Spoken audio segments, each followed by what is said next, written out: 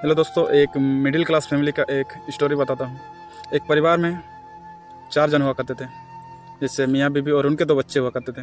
तो क्या हो गया दोस्तों, कुछ कारणवश आपका उनका जो हस्बैंड था या फिर बच्चों के पापा जो थे, कुछ कारणवश वो इस दुनिया से चल बसे थे। तो बच्चे लोग ज़्यादा बड़े नहीं थे, क्योंकि बच्चे लोग का किसी का आयु आपका 5 वर्ष थे और एक बच्चे का आयु आपका 7 वर्ष के थे, मतलब 2 वर्ष के छोटे थे। तो दोस्तों क्या हो जाता कि किसी कारणवश क्योंकि जिनके पिता नहीं होते वो बिल्कुल अच्छी तरह से जानते हैं कि पिता का साया कैसा होता है, क्योंकि मम्मी को माँ का और पिता का दोनों को प्यार बच्चों को बांटना पड़ता है, दोनों को देना पड़ता है।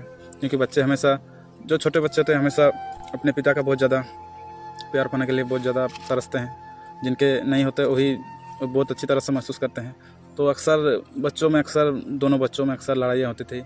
तो लड़ाइयाँ होने के बाद भी उनके माँ के पास आके पूछा करते थे, माँ मेरे पिताजी कहाँ चल गए हैं मेरे पिताजी कहाँ चल गए हैं। तो उनके माँ के जो आँख नम हो जाते थे कि बच्चों को क्या जवाब दूँ। इतने छोटे उम्र में ऐसा सवाल किया करते थे क्योंकि उनको पिता का फोटो में हार चढ़ा हुआ देखते थे। तो हार चढ़ा हुआ देखते थे तो उससे बच्चों को मतलब जिज्ञासा बहुत ज़्यादा होता है। तो मम्मी से अचानक पूछने लगती पिताजी के। तो उनको माँ ने मुस्कुराते हुए जवाब देता, तो तुम हमारे पिताजी हम सबके साथ है, हम सबके साथ है, तुम्हारे पिताजी कहीं नहीं गए, वो हम सबके साथ में है। तो बच्चों ने पूछा, हमें दिखाई क्यों नहीं देता? तो बोला, वो दिखाई नहीं देंगे, इसलिए दिखाई नहीं देंगे क्योंकि वो हमें देख रहे हैं और हमारे इर्द गिर्द है, हमारे आसपास है आपके पिताजी।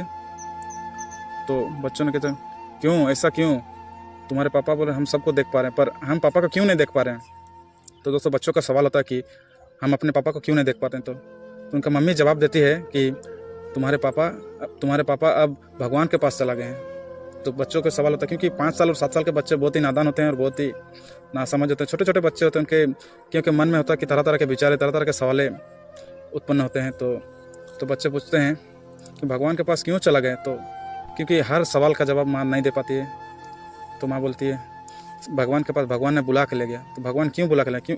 दोस्तों बच्चों का सवाल का जवाब नहीं दे पाते तो माँ तो मुस्कुराते हुए पूछते, क्योंकि तुम्हारे पिताजी बहुत अच्छे थे, इसीलिए वो भगवान के पास चला गए। तो बच्चे लोग बोलते हैं मम्मी को कि माँ आप अच्छे नहीं हो, आप भगवान के पास क्यों नहीं चला गए? तो मम्मी ने उसको बता दिया, तो मैं तुम्हारे पापा जितना अच्छा नहीं हूँ, तुम्हारे पापा जो थे वो मुझसे भी कई गुना अच्छे थे, इसीलिए भगवान ने उनको अपने पास बुला लिया। तो दोस्तों बच्चे लोग बोले, हमारे पापा इतने अच्छे थे? तो मम्मी बता, हाँ।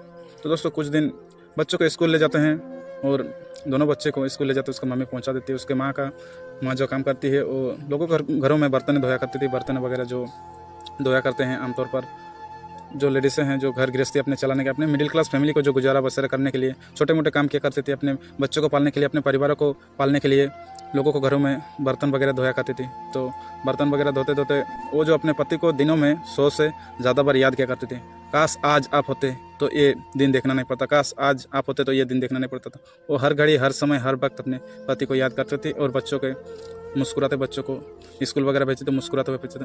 बच्चों को एहसास नहीं होता था कि उसके पिता नहीं है, क्योंकि मम्मी जो है माँ और पिता दोनों का फर्ज निभाया करती थी।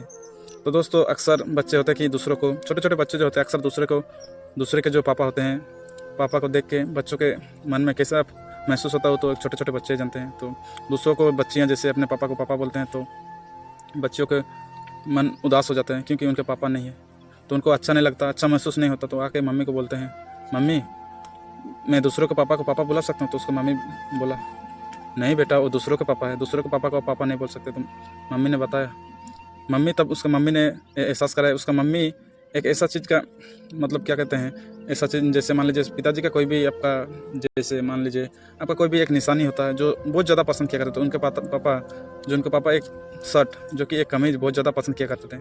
तो उस कमीज़ में क्या होता, कमीज़ को आपको अच्छी तरह से मतलब जैसे आप फोटो फ्रेम में टांगे हैं, फोटो में जैसे हार चढ़ाएं, उनके बिल्कुल सामने में आके, फोटो के सामने बिल्कुल एक कील पे टांग के पिताजी का शर्ट को टांग दिए।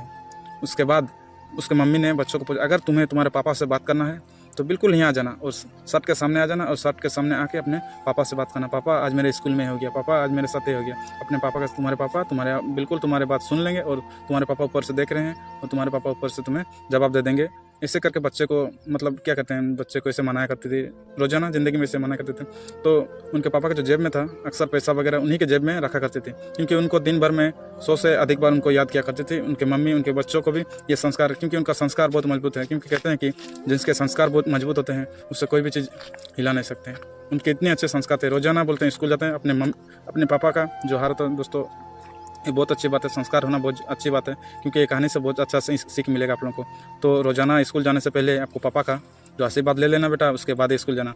तो उसके बाद क्या होता है, पड़ोसी जो अड़ोस पड़ोस क्या होता था, बच्चे लोग अक्सर पापा बाय जैसे स्कूल जाया करते थे, फोटो को बाय करके जाते थे। तो अक्सर लोग अड़ोसी पड़ोसी जो होते हैं, अड़ोसी पड़ोसी के मन में क्या सवाल आ जाता है, आके डायरेक्ट बच्चों से पूछने लग जाते हैं। तो बोलता है तुम लोग रोज़ाना स्कूल जाते, तुम्हारे तो पापा है नहीं, तुम्हारे पापा तो गुजर के 4-5 साल हो गया या फिर ज़्यादा हो गया।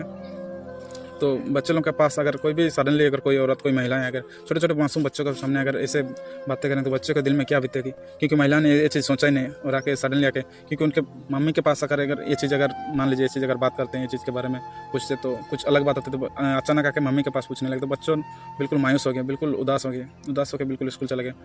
तो दूसरे दिन क्या हो गया कि वो महिलाएं आके डायरेक्ट जैसे महिलाएं आए तो डायरेक्ट उसको मम्मी से पूछने लगे। उस वक्त बच्चे लोग उनके सामने ही मौजूद थे, उनके इर्द गिर्द में थे, उनके सामने में थे, बिल्कुल एकदम सामने में थे। तो आके उनसे पूछने लगा, बच्चे आके पूछने लगे कि माँ मुझे स्कूल जाऊँगा, मुझे पैसा चाहिए। तो पैसा चाहिए तो उनके माँ बताओ, जाओ पापा से मांग लेना, माँ स्कूल जाए पैसा चाहिए। 2 बच्चे कहा जाओ पापा से ले लेना, बोला 10 रुपये चाहिए, कोई बच्चा बोला 20 रुपये चाहिए, ज्योमेट्री बॉक्स खरीदना, पेंसिल खरीदना है, रबर खरीदना है, तरह तरह की चीज़ें बोले तो जाओ पापा से ले लेना। तो पापा से ले लेना। तो उस महिला को, जो उनके पड़ोसी महिलाएं थे, उस महिला को ये मन में सवाल आया। तो दोस्तों सवाल आने के बाद पूछा कि तुम्हारे पति को गुजरे हुए 5 वर्ष से भी अधिक हो चुके हैं, तो तुमने अपने बच्चों को क्यों कहा, आखिर उसका पापा कौन है जो जाके अपने बच्चों को बता दे पापा से पैसा ले लो, पापा से। तो उस महिलाएं जानते हैं प्यारा सा मुस्कुरा के कहा, तुम मेरे पास एक बार आओ। एक बार आके उनके घर ले जाता है। उनके घर ले जाने के बाद उस महिलाओं से दीदार कराता है उस फोटो को, कि उसका पति गुजरे हुए 5 वर्ष हो गए हैं, लेकिन उस फोटो हार को दिखाते उसका सर टंगा हुआ था। कहते हैं आजकल का दौर में इंसान अगर गुजर जाते हैं तो कुछ ही दिन उनको याद किया करते हैं, कुछ ही दिन याद करते हैं, 1 साल 2 साल, लेकिन मैं अपने पति को हर दिन में कम से कम 100 से 200 बार अगर याद ना करूँ तो मेरा दिन शुरू नहीं होता, मेरा दिन गुजरता नहीं है, बच्चों का दिन शुरू नहीं होता, बच्चों का दिन गुजरता नहीं। क्योंकि कहते हैं इंसान को धन दौलत कितना भी दे दो, वो एक ना एक दिन खो देता है। एक ना एक दिन धन देगा तो एक दिन आप बेच देंगे, या खुद दौलत देंगे तो एक दिन लुटा देंगे, ज़मीन ज़्यादा देंगे तो कोई छीन लेगा। कहते हैं अगर संस्कार देगा तो कोई छीन नहीं पाएगा, कोई लूट नहीं पाएगा, कोई ले के भाग नहीं पाएगा। दोस्तों इस कहानी में इतना अच्छा सीख मिला कि कहते हैं कि संस्कार की कोई कभी हार नहीं होती। अगर संस्कार अच्छे देंगे तो संस्कार की हमेशा जीत होती है। तो दोस्तों कहानी को यहीं एंड अप करते हैं। अगर कहानी आप लोगों को अच्छी लगे तो लाइक करना दोस्तों, शेयर करना दोस्तों, कमेंट करना और फॉलो तो जरूर करना दोस्तों। बाय बाय, थैंक यू, जय हिंद, जय भारत।